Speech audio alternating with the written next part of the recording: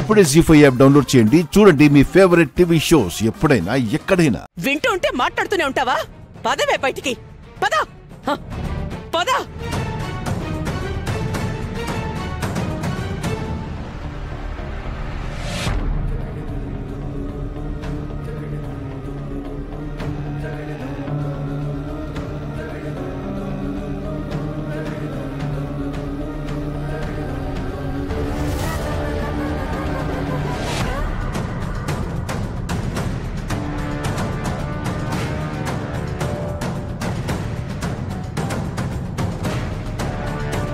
ఎంత ధైర్యమే నీకు?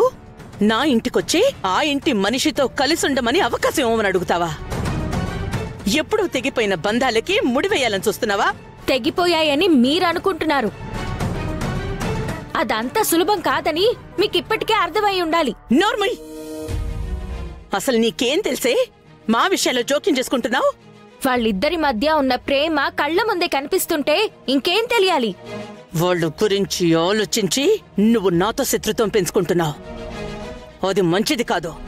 వాళ్ళకి మంచు చేయడానికి నీకు శత్రువునైనా పర్వాలేదు. అసలెవరే నువ్వు? ఏంటి నీకు వాళ్ళ మీద అంత అభిమానం? నేనెవరో చెప్పడానికి నాకే తెలీదు, ఇంకా వాళ్ల మీద అభిమానం అంటావా? మంచి వాళ్ళని నేనే కాదు, ఎవరైనా అభిమానిస్తారు. అబ్బో, అసలంత మంచితనం వాళ్ళలో ఏం కనిపించిందో నీకు? వచ్చిన ప్రతిసారి గొడవ పడే నిన్ను చూస్తే నీ చెడ్డతనం ఎలా అర్థమైందో అలాగే ఆంటీని దగ్గరగా చూస్తున్న నాకు ఆమె మంచితనం అర్థమైంది. ఈ అపూర్వంటే ఏంటో తెలియక నాతో పెట్టుకుంటున్నావు?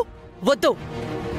జీవితంతో పోరాడే వాళ్ళకి మనుషులతో పోరాడడం పెద్ద లెక్కేం కాదు. నీ హద్దుల్లో నువ్వుంటే నీకే మంచిది. అదే మాట మీకు చెప్పాలనిపిస్తుంది.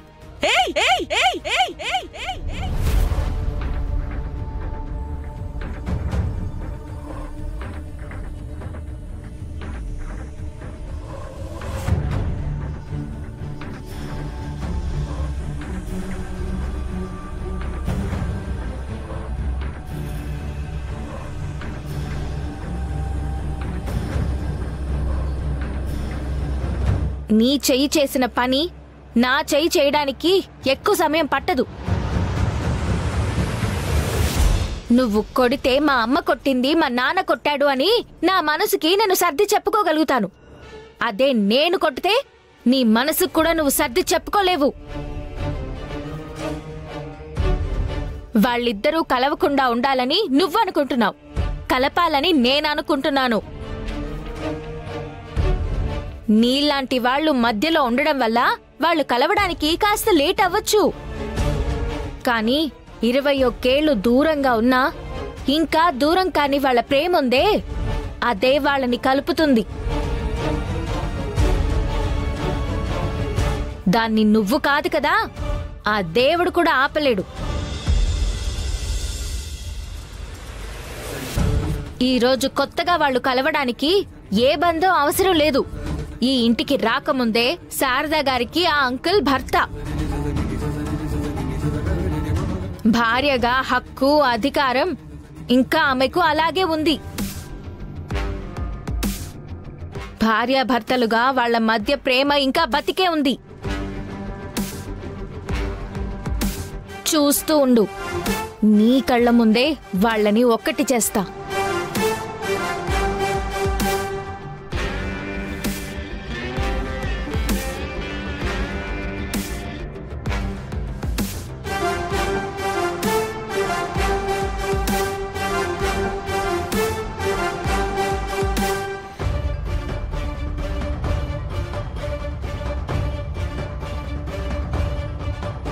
ఏంట్రా, ఆ తైతకి ఇక్కడికి ఎందుకు వచ్చింది? ఇంట్లో పెట్టే టార్చర్ సరిపోలేదంటనా? అది తనకి కొంచెం అడ్వాన్స్ కావాలంట సోదరా. తను చేసే డాన్స్కి అడ్వాన్స్ ఒకటా? కుదరదని చెప్పు. అంతేనా? మరో మాటలేదా? లోపలికి రమ్మను, నేనే చెప్తా. ఎందుకు? వదిలే, నేనున్నానుగా, నేను చూసుకుంటా.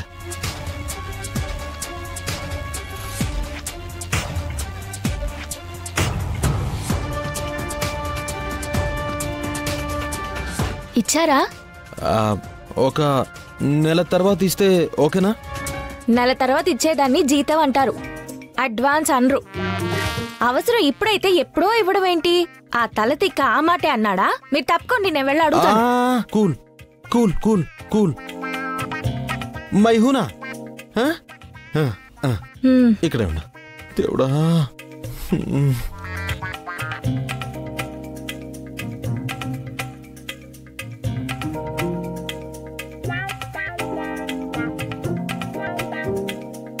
వెళ్ళిందా?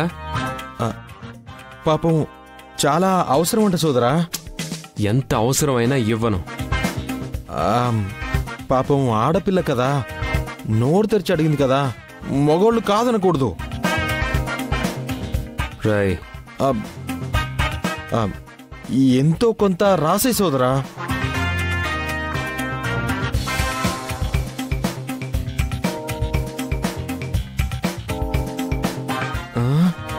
అమ్మయ్యా,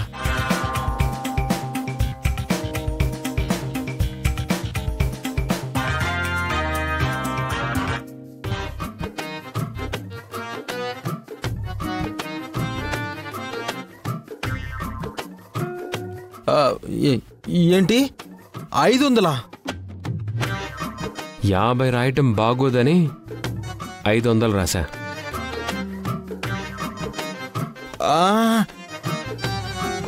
అది నేను రాస్తానులే సోదరా, నువ్వు ఒక సంతకం పెట్టే ఇచ్చేసేయ్ చాలు.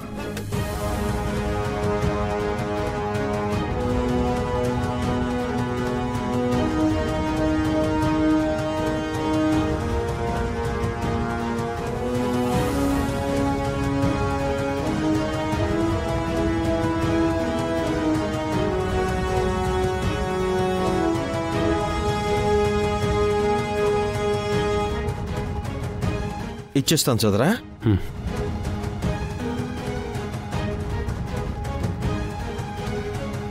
ఇచ్చాడా? ఇదిగో. Thank you.